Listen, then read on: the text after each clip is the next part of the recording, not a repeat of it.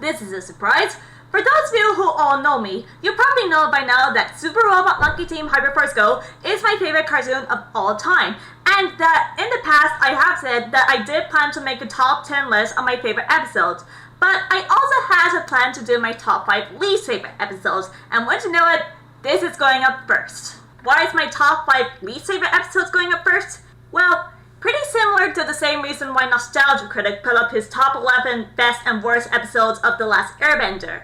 You put up the worst first so that when you put up the best next week, it feels more positive and ends on a more positive note and feels more special. Just keep in mind, these are not the worst episodes of the series, and all of them do have their positive points. These are just my least favorites. And also, why is this a top 5 and not a top 10? Because I'm too nice for this shit. So, let's get started. Number 5. The Skeleton King Threat. Actually, Otto, I've already prepared a rather important educational presentation. Uh-oh. Let me guess. You're gonna blab about all our crazy adventures, right? You got something better to say, Sparks? Yeah. Tell the people we don't like bananas. This is just one of those flashback episodes. You know, where the team and maybe everyone else just looks back on everyone's crazy adventures, and this is done in a pretty boring manner. I remember when I saw this as a kid, I fell asleep during the episode. The level 1, 2, and 3 monster attacks originate from the Master of Evil, the Skeleton King. I don't give a fuck. And after that, it's pretty forgettable. There is like this battle with the man with the giant zit, but it's pretty cheesy and forgettable. I will admit that the team losing their hair at the end is kind of funny, but other than that, you have to go through a whole lecture on types of villains to go through it. A good idea, but needs a little bit more entertainment and a bit more fun. That's pretty much it. Next episode. Actually, I meant, do you think our hair will come back?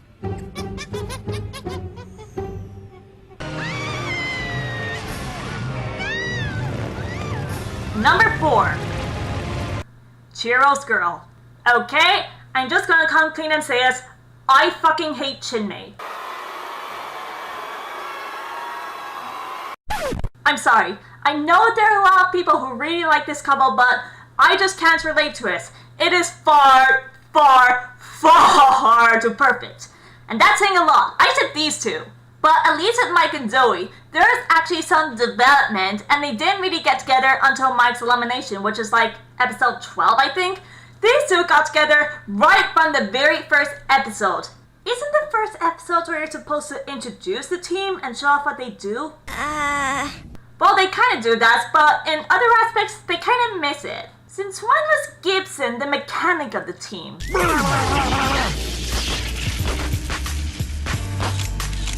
You can tell by this first episode as well that some of the voice actors are just getting used to their roles, especially Clancy Brown as Otto. You better ooze away. Looks like Jinmei's cute little guy just got lost. I knew there was something I liked about her.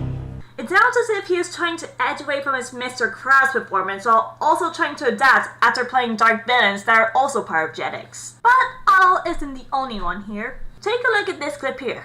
Is it just me, or do some of the actors sound like different people? Bonehead is right. We need Chiro. He'll be here. I hope so. Okay, that's enough bitching about this episode. What do I like about it? Well, the action in this episode is awesome. I mean awesome. Just listen to that soundtrack. The hardest rock and roll while they're fighting.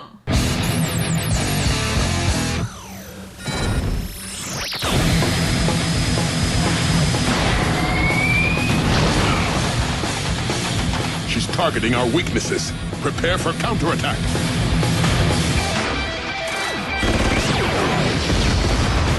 There are some pretty good morals in this episode too. That if your friend lets you down, that you don't give up on them. And as sickly sweet as it is, a pretty good line from Jinmei as well. I wasn't impressed. I thought you were great before. But the majority of the episode just almost entirely focuses on Jiro and Jinmei. And good God, are they boring. They're far too perfect and blend for one another. And it's just really annoying, especially since they're both so overutilized throughout the series. Good episode, good morals, great action. I fucking hate that couple.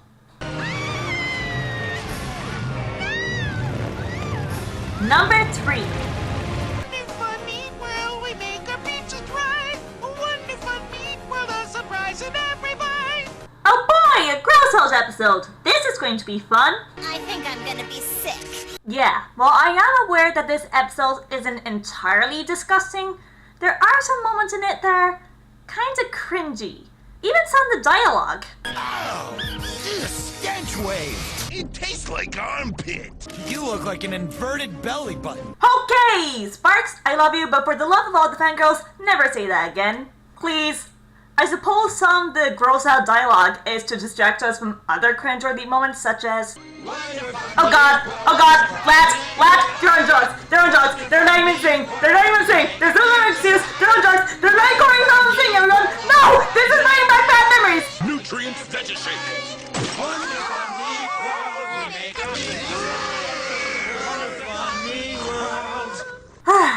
Thank you, Antari. Okay, now that I've got the gross out stuff out of the way, what do I like about this episode? Well, the villain, Clocky Colon Creature, is a lot of fun. Kiss the ring, Cheryl. I'm surprised no one has made a dog-like video out of this guy yet. He's fucking hilarious. Another moment from the episode I like is towards the ending when the whole town of Sugazoon gets together and saves the monkey team instead of them saving the city. It gives us the vibe that this team has a reason to save this city, and they're not completely defenseless, and they'll do anything to try and help the monkey team and keep them safe as much as the monkey team is trying to protect the city itself. And also, while there are no clear morals in this episode, it is a little hint to be careful when eating stuff at a fast food restaurant because you know what's in there. So, as disgusting as the episode is, it is trying to get across that little point, and I don't expose it, so I'll give it for that, but the gross out humor is really gross, so that's why I earned this spot on this list. Oh, and if you think this episode is disgusting, then just wait till what I have to say in the next one. Headphone users might want to beware. Number 2. Season of the Skull. Okay. I think you all know me by now, and I think you all know what I have to say about this episode, so let's start with the positives. This was originally going to be my number 1 least favorite episode, but I brought it down to 2 because the majority of this episode is actually pretty good. As a Halloween episode, it really manages to capture the atmosphere, it's got some brilliant sets, and even manages to sneak in some funny Spilva scenes. What's the matter? Scared? No, I just got this weird feeling. I feel like an idiot.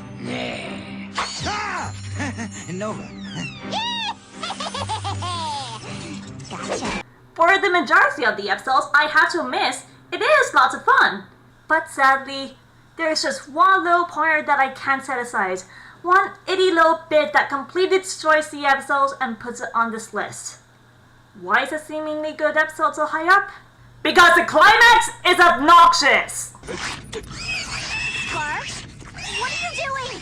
Put me down! I'm sorry, everything done with this climax is done wrong. I will admit that some behavior does come from the fact that Nova is the only female on her team, but when you have a character who's the only gender on a certain team, you need to be incredibly careful with the humor you aim at them, especially if the gender is the opposite to your target audience. Just to make my point clear, why do you think men hate chick flicks like Sex and the City and Mamma Mia? Because those chick flicks are aimed at women and treat the men like immature assholes. Oh, ignore him, Tanya. He's all mouth and no trousers. Tanya can't ignore the chemistry between us. Little boys who play with fire get their fingers burned. But the main thing that pisses me off about this climax more than anything else is the fact that they tried to treat it like something special.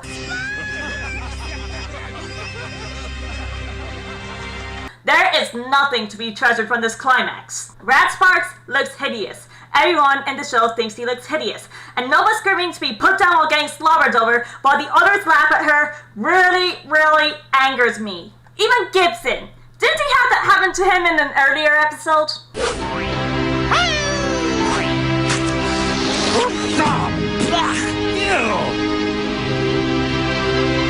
And maybe it would have been a little bit funnier if it was Karma, but no, it's not Karma. Nova does absolutely nothing to deserve this. All she does is mildly tease Sparks for being afraid of the town.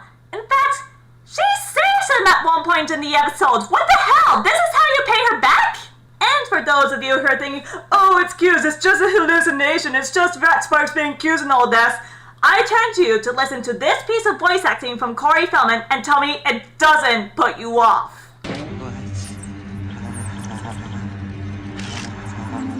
Yeah, you got a question? Is he looking at his favorite foods or was he watching a sex tape for the first time? Whoa, whoa, whoa! But yeah, while I just touched the climax, there's another little pointer to the ending that I also really don't like, and that's forcing belief in magic on Gibson. Gibson, use that magic book! But I can't make it work! It's not logical! Gibson! Hey guys, he doesn't believe in magic. It's his opinion. It doesn't matter. Everyone is entitled to their beliefs. So yeah, the moral of trying to get Gibson to believe in magic is very porous. Gibson, do you believe that you can use the book to get us off this strange world? I believe anything is possible. Why not get Otto to use the spellbook towards the end? He's the one who's been using the spellbook. He's the one casting spells. He's the one who actually believes in magic. Though, yeah, looking back at that climax, I wouldn't trust him with the spellbook either. Fuck that rating! Fuck that rating! Fuck that rating! You have no idea how much it hurt to edit this, guys. You have no idea. And my number one least favorite episode of Monkey Team is The Hills Have 5. Okay, so I said positive stuff about the last episode, so I need to find something here.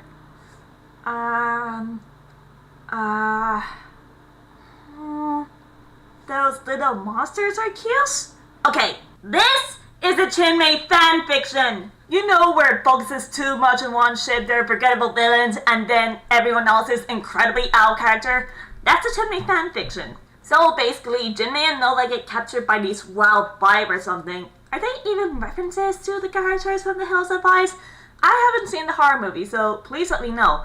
And they get taken away, and they reprogram Jinmay, and then she gets turned into a rock chick, and then Chiro gets really worried. I honestly don't care. You wanna know why? Because this couple is too perfect, and we know it's going to be okay in the end. But hey, Nova got captured as well, so surely Sparks must be worried. He was clearly seen worrying about her when he lost her in Wormhole, so it's probably gonna be the same here, right? Gosh, was I wrong! Well, at least Nova and Jinmay didn't give up without a fight. Looks like we're legging it from here. Yeah, and can we build me a new buddy? Sparks is way out of character in this. He shows no push, no love. He is far too laid back in this. And it was one of the rare moments when I wanted to slap this sexy red monkey in the face. But, like I said, Nova got kidnapped as well, so maybe she's gonna show off her fighting skills and get her ass and then beat up all these bad guys and help rescue Jinmay. It just gets worse and worse. I mean, true, at the start, she is held in by an electric fence or something, but once she gets out, all she does is swipe one guy out of the way, and then after that, she lets herself get beaten up by Jinmay. Jinmay! You know that sweet, innocent girl who couldn't fight for herself in the first episode? She's letting herself get beat up by this bimbo. And she has to get rescued by a pig-faced guy who's gone softy, who looks after little animals, and is the pushover of the Wild Five. Look at this scene here. Jinmay is about to whack her in the head with a crowbar, and Nova looks like she's going to put in no effort to defend herself. Couldn't she at least try to grab the crowbar and hold it away from her for a few seconds? Nova, I really like you, but if you're going to call yourself a warrior, then make yourself look strong. You're making this girl look feisty. And, oh my god, the Chinmay in this episode is as preachy. They even make a song about it. A song! Like they actually expect us to care. Hero, looks like you lost your girl to a big stinky green guy. Some dude's program, Chiro's girl. That's too bad. Okay, I do need to find some good points in this episode, and there is one little bit I do like, and those are the interactions between Nova and Pigface. There is a genuine feel to their friendship, and I also like how Pigface doesn't talk. He mostly just expresses himself through pig noises and facial expressions, and I really do like that. put them all in the stew pot!